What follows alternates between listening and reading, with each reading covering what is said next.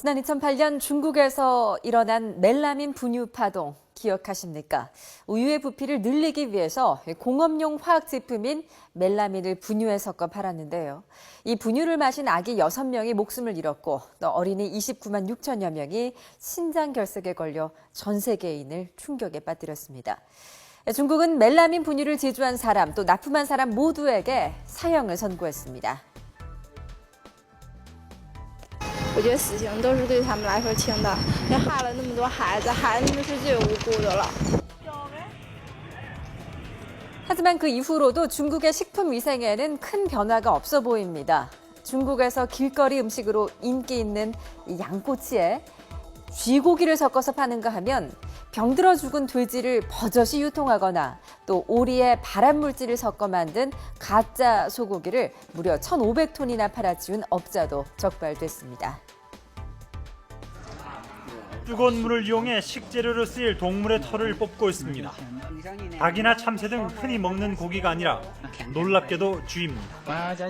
중국 경찰이 지난 2009년부터 우리 돈 18억 원어치의 가짜 양고기를 제조해 판매한 혐의로 63명을 체포했다고 국영 CCTV가 보도했습니다. 네, 심지어 하수구에서 건진 음식물 찌꺼기를 끓인 뒤에 그 위에 뜨는 기름을 모아서 만든 하수구 식용유도 세계인들을 경악하게 했습니다. 이 식용유로 각종 튀김 요리를 만드는 장면까지 공개가 되면서 외신들은 중국에서는 절대 길거리 음식을 먹어서는 안 된다라면서 비난을 하기도 했었죠. 우리 돈 100억 원 가까이 하수구 식용유를 판매한 제조범도 결국 사형을 선고받았습니다. 被告人朱传峰犯生产销售有毒有害食品罪，判处死刑，短期2年执行，剥夺政权利终身。 네, 또 지난해에는 청산가리를 먹여 죽인 개로 고기를 만들어 파는가 하면 닭발을 신선하게 보이도록 표백과 소독에 쓰이는 독성 물질인 과산화수소수를 사용하다가 적발되기도 했었습니다. 氰化物呢是一种剧毒的一种化工原料，人和动物吃了少量的话，就是一个致死量。双氧水，这双氧水是吧？啊，没事，你什么水都能做出来的。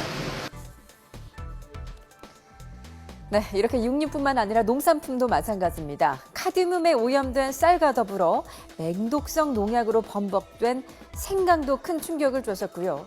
또 발암물질 범벅인 오렌지가 등장을 하기도 했었습니다. 오렌지의 푸른색을 노랗게 바꾸기 위해서 생장 촉진제를 주입하고 공업용 색소를 그 위에 바른 겁니다. 要拉过来是新的吗？新的一样，俺们熏的这个，乙烯染上了增甜剂、保鲜剂、工业蜡、染色剂等一大堆的化学物质，这些东西那是非常危险的，多了之后对人体有很大的危害，很有可能能致癌。 네, 물도 문제였습니다. 수돗물보다 못하다는 생수도 논란이 됐었는데요. 유명 생수 제품들이 잇따라 품질 불합격 판정을 받았고 기준치의 무려 1,500배에 달하는 세균이 검출된 생수도 있었습니다. 那么市食药监局呢，在公布了最新的食品下架名单当中呢，就显示其中有8个批次的桶装水。 300년 넘는 역사로 유명한 한약방에서는 수은이 과다 함유된 한약이 적발됐고 또 중국산 육포를 먹은 미국 애완견 3,600여 마리가 질환에 걸려 580마리가 죽기도 했었습니다. 또 지난해 7월에는 맥도날드와 KFC 등 주요 패스트푸드점이 유통기한이 지난 불량 고기를 써온 정황이 드러나 전 세계 식품업계가 긴장을 했는데요. 시진핑 정부가 유해식품과의 전쟁을 선언해도 별 소용이 없어 보이죠. 중국 국가식품약품감독관리총국이 지난해 접수한 부정 불량 제품 신고 건수는 56만 2,400여 건이었는데요. 이 가운데 식품 관련 건수가 74%로 사상 최대였습니다. 이번에는 농약 범벅인 수박을 먹고 임신부가 유산하는 일까지 벌어졌는데요. 수박을 먹은 뒤에 단 10분 만에 혀가 마비됐고 눈이 침침해졌다고 합니다. 대체 농약을 얼마나 독하게 쓴 것일까요? 이 소식은 서봉국 특파원이 전해드립니다. 병원에 입원한 딸을 어머니가 걱정스러운 표정으로 간호하고 있습니다. 딸이 수박을 먹고 난 뒤 갑자기 구역질을 시작했고 결국 응급실에 실려와 위세척까지 하고서야 진정 기미를 보였기 때문입니다.